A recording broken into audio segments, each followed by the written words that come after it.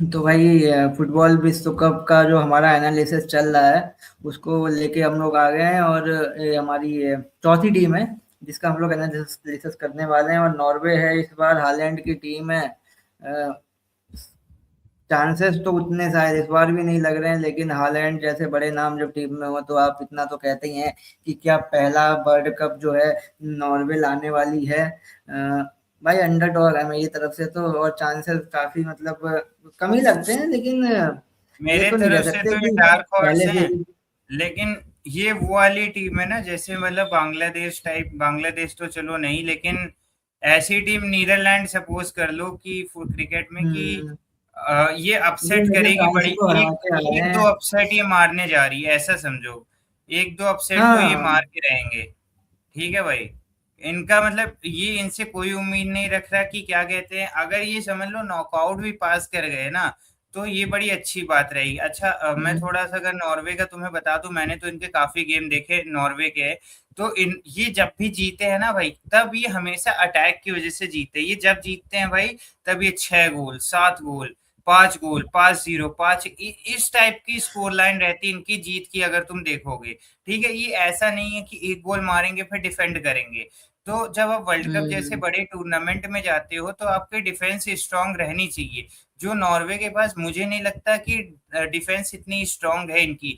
अगर हम बात करें थोड़े से डिफेंडर्स की, हम्म। तो बिल्कुल। लियो ओस्टेगार्ड और जूलियन रायरसन, ये दो एक बड़े नाम है जिनको मैं जान रहा हूँ। बाकी सब इधर उधर से पकड़े बोर्डो के प्लेयर हैं इनमें से कई, जैसे ग्रेगरसन और मिलिंग, तो वो भी नाम, वुल्फी, तो ये भी नाम इस वजह से पता चला है क्योंकि अभी रिसेंट में बोडो ने अच्छा किया था। अगर बोडो ना अच्छा हम्म। करती तो ये नाम भी शायद हमें पता ना चलता। फॉरवर्ड की बात कर लें तो अगर दो फॉरवर्ड है इनके, अर्लिंग हालैंड और अलेक्जेंडर सोरलोथ, दोनों मतलब सिमिलर प्रोफाइल के खिलाड़ी है, दोनों मतलब 7 फुटिए खिलाड़ी हैं। एक एटलेटिको के लिए और एक ये मैनचेस्टर सिटी के लिए। सिमिलर प्रोफाइल है, मतलब लाइक टू लाइक रिप्लेसमेंट है इनका। वही 4-4-3 रहता है फॉर्मेशन, वो लगाना भूल गया। बात कर लेते, 4-4-3, सॉरी 4-4-3 कह रहा हूँ, 4-3-3 फॉर्मेशन रहता है इनका भी। विंग पे डिपेंडेंट रहते हैं कि विंग से बॉल आएगी तो हमारे लंबे लंबे अटैकर हैं तो वो गोल हेडर या जो भी टैप इन मार सकते हैं। इनके साथ जो सबसे बड़ी चीज है ना भाई, नॉर्वे के साथ जितना हम्म। मैंने पर्सनल लेवल पे देखा, इनकी एरियल एबिलिटी, चाहे डिफेंडर्स की देख लो चाहे अटैकर की देख लो, बड़ी अच्छी aerial hmm. Ability in the sense कि आप थ्रू बॉल पे ये ज्यादा डिपेंड नहीं है। अगर एयर टू एयर क्रॉस भी आता है, मान लो राइट बैक से सीधा लेफ्ट फ्लैंक पे क्रॉस आता है, इनके प्लेयर हाँ। पोजीशन नहीं होते। दूसरे टीम के प्लेयर थोड़े, जैसे अर्जेंटीना की बात कर लो, तो वहां के प्लेयरों की एवरेज हाइट 5-5-5-6 है, लेकिन इनके प्लेयरों की एवरेज हाइट ही 6 है भाई।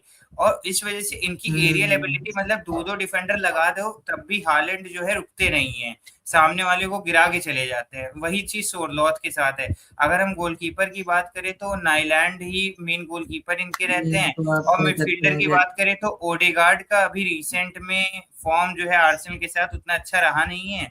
2-3 मैचों से उन्होंने कमबैक करने की कोशिश की है, स्टार्टर बने हैं, लेकिन एज सच कोई ओडेगार्ड लेवल परफॉर्मेंस नहीं आई है। वही कैप्टन है इस उनको टीम के। कहेंगे यार, कप्ताना हाँ, मेरी जाना। हाँ वही कप्ताना मेरी जाना है ये। और एज सच अगर हम बात करें तो नॉर्वे के ही कैप्टन है ये, काफी अच्छा लीड किया। अच्छा, जिस तरीके से इनकी स्टोरी बताई गया, इन्होंने वर्ल्ड कप क्वालिफाई किया दूसरी बार शायद बहुत सालों बाद, बिना एक को मैच हारे। मतलब वर्ल्ड कप क्वालिफायर में ये एक भी मैच ही नहीं हारे भाई, और सारे मैच इन्होंने 3 गोल की ज्यादा से स्कोर लाइन से जीते। हम्म। तो इस चीज को कैसे देखते हो? वर्ल्ड कप में जब आप जा रहे हो और इतनी बढ़िया मतलब रीसेंट फॉर्म लेके जा इन्होंने रहे हो, कोई बड़ी टीम को भी तो बहुत हराया है अच्छी ना शायद रीसेंट अभी। फॉर्म है भाई। क्या? किसी बड़ी टीम को भी हराया है अभी इन्होंने शायद, या नहीं हराया। अबे ये किसी को भी वही हरा है। देते हैं, इसराइल से लेके नहीं, सबको रेल हरा दे तो देंगे किसी को भी। सामने जो आता है। अभी भी फ्रांस, देखो फ्रांस है इनके ग्रुप में, तो इनके बाद मौका रहेगा उनको हरा दे, मबाप्पे को पेल दे। मतलब एक दो इनको सेटअप अपसेट तो करना पड़ेगा। ये उसी टाइप की हाँ। टीम है भाई, जिस टाइप की टीम बेल्जियम की थी 2018 या 2022 में। बेल्जियम की टीम हम्म। एकदम सेम बेल्जियम वाली प्रोफाइल है कि मतलब पूरा सीजन अच्छा किया बिना हारे आए। बस देखना रहेगा कि क्या कहते हैं, आगे चल के ये कैसा करते हैं। इन्होंने अभी नीदरलैंड से हार गए थे, लेकिन इटली को हराया था भाई 4-1 से, अगर मैं रीसेंट हाँ फॉर्म की बात वही करूं। वही। इटली को 4-1 से हराया था इन्होंने। और वही चीज है कि मतलब देख लो इनकी फॉर्म बड़ी अच्छी लगी हुई है। सबसे बड़ी बात ये है, नीदरलैंड से भी हारे तो वो पता है डिफेंसिव लैप्स पे हारे, कि डिफेंस भाई जैसा कि हमने बात की इनके पास डिफेंस है नहीं, तो उस चक्कर में मतलब 2-1 स्कोर लाइन ने वहां भी इन्होंने ज्यादा ऐसा नहीं था कि प्ले आउट ही हो गए, लास्ट मिनट गोल आ गया 2-1 रह गई स्कोर लाइन, क्योंकि डिफेंस इनके पास उतनी अच्छी नहीं है।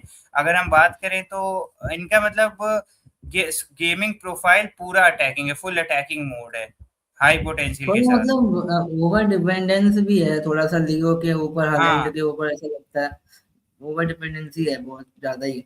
नहीं, और इन दोनों स्टेन को अगर कोई टीम, जैसे अगर तुम मान लो कि लियो को कोई बंदा मतलब पॉइंट कर ले, हॉलैंड हालैंड को कोई रोक ले रहा है, उसके बाद फिर ये किन की तरफ जाएंगे, वो वाली मसले है ना। अगर जैसे कोई टीम है इनके खिलाफ मैच खेल रही है, वो कह रहे हैं भाई फील्डिंग सेट कर दो हालैंड के, ठीक है, और बाकी के 10 खिलाड़ी इनके फिर क्या ही करेंगे।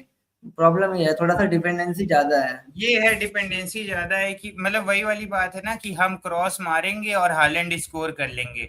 मतलब हाँ जैसा मतलब वो 2015 फिनिश दे देगा। 16-17 में मैड्रिड का टैक्टिक्स रहता था कि पास टू रोनाल्डो एंड प्रे, वैसे ही मतलब स्टेल सोलबर्गन जो इनके कोच हैं, हेड कोच है, उनका भी ये रहता है कि पास टू हालैंड एंड प्रे, मतलब हालैंड को बॉल पास कर दो और इसकी वो गोल फॉर्म मार लेकिन दे और सही जीत चल जाओ। रही है नॉर्वे नॉर्वे के लिए। मैं एक दिन देख रहा था, इसने शायद 15 या 16 नॉर्वे गोल के मारे बहुत हैं अच्छे क्वालिफायर गए, में, यहाँ तक हालैंड कि मैं ने। बताऊं सिटी के लिए गोल नहीं आ रहे थे, लेकिन जब फ्रेंडली चालू हो हाँ। रहा था तो पता नहीं नॉर्वे के साथ इसको क्या हो जा रहा था।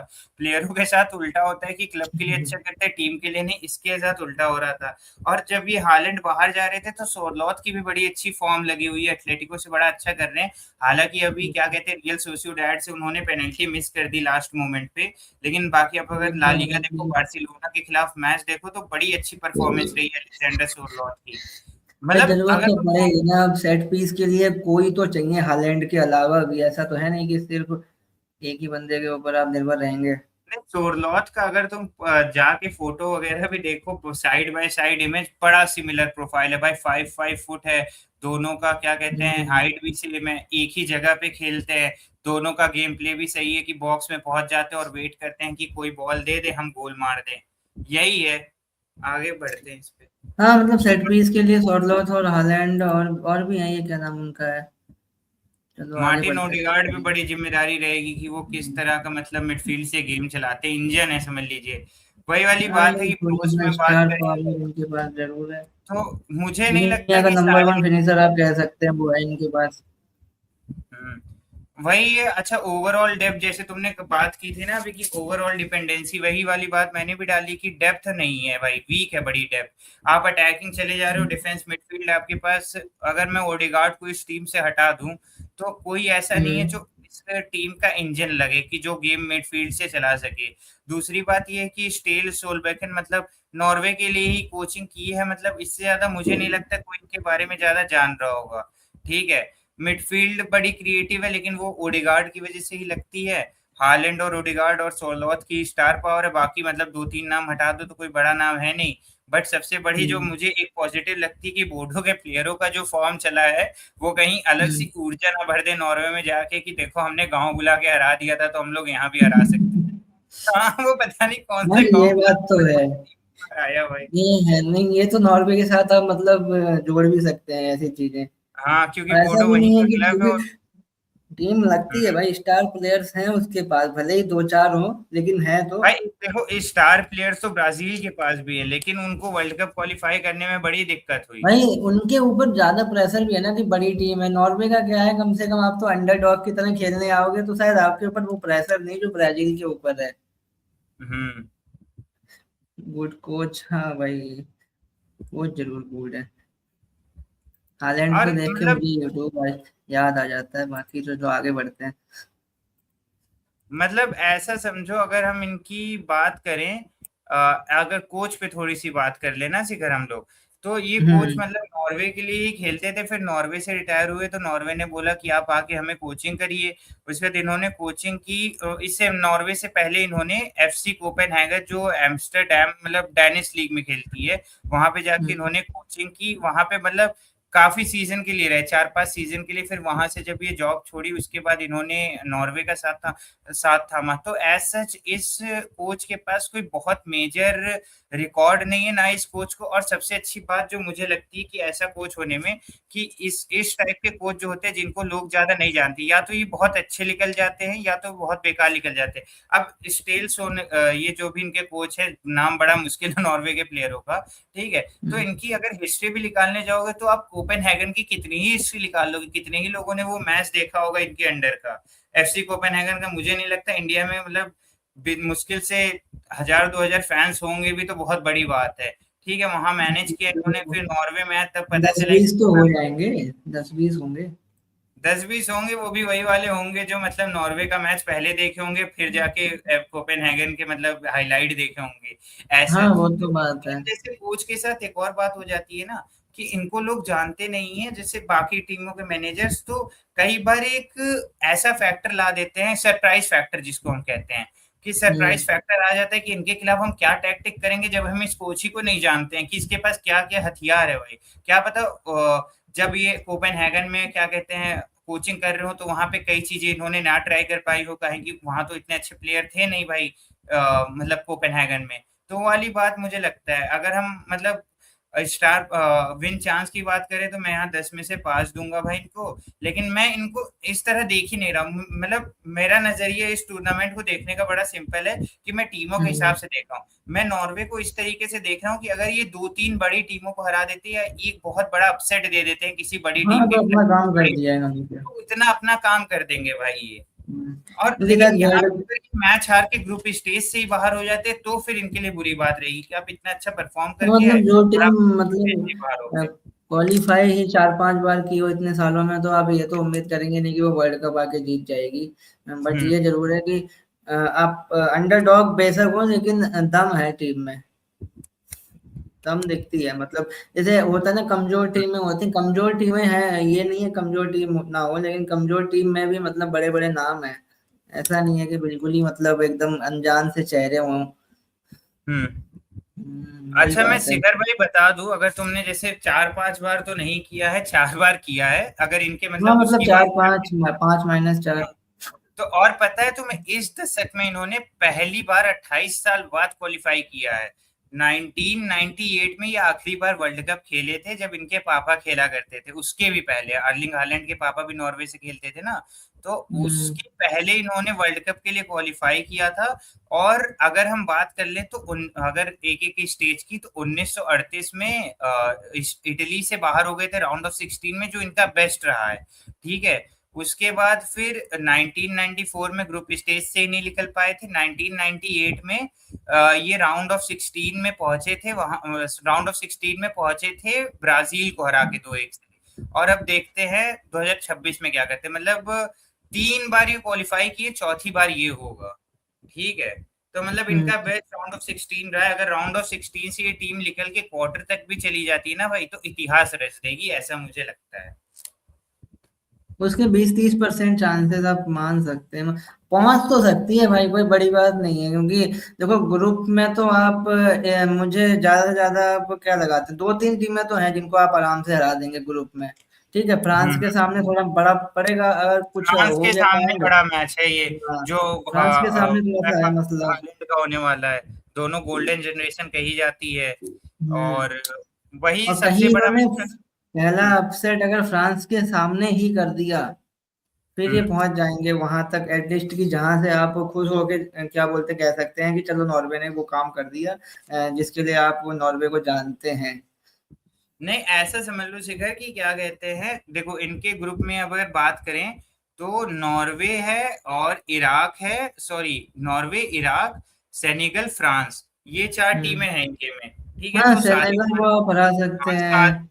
सादियो माने अगर वहां पे नहीं चलते, सेनेगल ने अभी अफकॉन जीता हारा वो तो साला कंफर्म ही नहीं हो रहा है, कभी इसको दे देते कभी उसको दे देते हैं, ठीक है। हम्म। इराक इराक का थोड़ा देखना पड़ेगा कि ये कैसा खेलते हैं, क्योंकि मैंने ऐसे इनके मैचेस नहीं देखे, बट कोई उतनी बड़ी टीम नहीं है अगर आप नॉर्वे से कंपेयर करें, क्योंकि उनके पास तो स्टार भी नहीं है।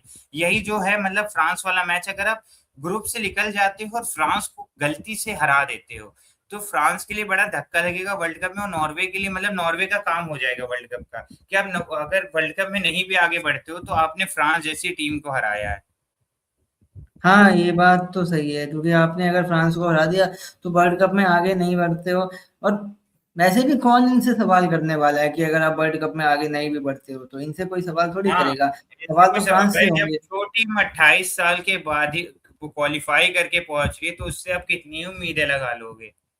वही बात है ना। बट ये है कि बड़े नाम होते हैं तो आप थोड़ा बहुत, क्योंकि जैसे जो नॉर्मल बंदा रहेगा वो ये क्या कहेगा, हैं, हालैंड की टीम हार गई, वो तो यार इतना बड़ा हाँ, प्लेयर है, मतलब लेकिन ये नहीं देखेगा वही कि हर क्या टीम हिस्ट्री है, कि ऐसी क्या है, हाँ। प्लेयर्स है बाकी। वही 3-4 अगर प्लेयर को आप हटा दो ना तो इस टीम में कोई एज सच प्लेयर ही नहीं है। मतलब भाई ये बोडो वाले गांव के खिलाड़ी हैं। मेरे तो भाई सही बताओ, हालैंड से ज्यादा मुझे उनके खिलाड़ियों पर निर्भरता लगती है, कि अगर वो थोड़ा बहुत स्पीच दे रही है और बोल दिए कि गांव बुला के हराएंगे तो बड़ा अच्छा लग जाएगा। हालांकि ये मैचेस यूएसए, मेक्सिको और कनाडा में होने वाले हैं, तो बोडो को मतलब वो तो काम नहीं कर पाएगी गांव बुला के हराना, लेकिन एक ऊर्जा भरेगी, और ये वाली बात हो सकती वो है। तो और मैंने बात है। मतलब इंटर मिलान हर हर लीग की टीम को हराया भाई, कौन सी लीग, चाहे वो प्रीमियर लीग की सिटी हो, ला लीगा की एटलेटिको हो, या चाहे सीरी ए की इंटर मिलान हो, उन्होंने किसी को नहीं छोड़ा। तो वो वाली ऊर्जा रहेगी इनमें, और स्किलफुल तो है प्लेयर इसमें, नो डाउट, क्योंकि नॉर्वे के कंडीशन हम्म। ना, एक जो मुझे लगता है कि बाकी टीम से नॉर्वे के साथ एक चीज अच्छी हो रही, कि नॉर्वे का क्लाइमेट बड़ा ही जुझारू है भाई। मतलब काफी ठंडा रहता है, काफी गर्म, मतलब प्लेयर की अडेप्टेबिलिटी बहुत अच्छी है, स्ट्रेंथ बहुत अच्छी है। नॉर्वे के कंडीशन में अगर आप खेल के निकलते हो तो आपकी बॉडी ही वैसे मुश्किल मुश्किल जगहों के लिए टफ हो जाती है। वो एक फिजिकल बड़े हैं इनके खिलाड़ी, जो सबसे अच्छी बात लगती है मुझे नॉर्वे की हाँ, तरफ। फिजिकल डोमिनेंस की तो बात, वैसे वैसे भी जो हाइट वगैरह की भी तुमने बातें की थी, हर चीज है ये चीज मतलब तो है अगर नहीं भाई। ये हाइट और ये अपना मतलब फिजिकल डोमिनेंस के चक्कर में भी अपोजिशन को परेशान कर सकते हैं, क्योंकि फिजिकल तो बहुत मतलब गेम भाई रहता है ये बात वैसे भी यहाँ पे फुटबॉल तुमने में। जैसे एक बात कही कि हालैंड के ऊपर 4 लगा लेंगे फिर क्या, लेकिन अगर हालैंड के ऊपर 4 आप 2-3 प्लेयर भी लगाते हो तो इसका मतलब बाकी प्लेयर तो फ्री भी तो होंगे भाई, 6-7 प्लेयर फ्री हो हाँ, वो जाएंगे फिर बात है आपके। कि आप तो अब ये हॉलैंड को पॉइंट कर रहे हैं, पता लगा कोई मतलब आउट ऑफ सिलेबस हाँ, क्वेश्चन वो आ गया। बोडो गांव के खिलाड़ी का प्लेयर गोल मार के चला हाँ, गया। गांव का कोई आगे मार गया तो तो उन्हीं ये। प्लेयरों पे भरोसा है भाई, इससे ज्यादा। और ये हो, यही शायद होता भी होगा, ये जो अपसेट करते हैं इसका रीजन कहीं ना कहीं ये हो सकता है कि हम्म, हालैंड के ऊपर लोग फोकस कर रहे हैं, पता लग रहा है कोई और नया लौंडा आके क्या बोलते हैं गोल करके हाँ, चला जा रहा है। वो एक्सपोजर जब वर्ल्ड कप में मिलेगा तब थोड़ा सा पता चलेगा, अभी के लिए इसको खत्म हम्म। करते हैं। और अगर तुमसे पूछा जाए तो क्या लगता है नॉर्वे को तुम किस तरह देखते हो वर्ल्ड कप में, मैं तो इस तरह देखता हूँ कि मतलब 2-3 बड़े अपसेट कर दिए तो इनका वर्ल्ड कप में काम हो गया। और मैं इनको ऐसा नहीं, जीत गए तो बहुत अच्छी बात है, और नहीं भी जीते तो कोई बुरी बात नहीं है, जिस हिसाब की ये टीम है। नहीं मतलब अच्छा फुटबॉल खेलती हुई दिखाई दे ये टीम, यही मेरे को मतलब उम्मीद है। अब वर्ल्ड कप जीतने ना जीतने पे तो आप नहीं फोकस करेंगे शायद, मुझे लगता है। लेकिन हाँ, अच्छा खेलती हुई और जो हम लोग एक्सपेक्ट कर रहे हैं कि अपसेट जो देखने को मिले, उस तरह के बढ़िया गेम हो और एक दो टीमों को हरा दें। मैं तो फ्रांस को हरा दें, बस बस मैं यही सोचूंगा कि एम्बाप्पे की टीम को हरा दे, बस हालैंड की टीम में एक बार, और कुछ नहीं चाहिए मेरे को। एम्बापे फिर अनहैप्पी हो जाएंगे पूरे वर्ल्ड कप के लिए। हो जाए वो अनहैप्पी, लेकिन मेरे को हालैंड ज्यादा पसंद है एम्बाप्पे से। चलिए खत्म करते हैं इसको। खत्म करते हैं। और ये एनालिसिस जो है हमारे जारी रहेंगे, साथ में आईपीएल का वॉच अलॉन्ग हमारा रोज चल ही रहा है, तो जुड़े रहिए हमारे साथ। मिलते हैं आपसे अगले एपिसोड में।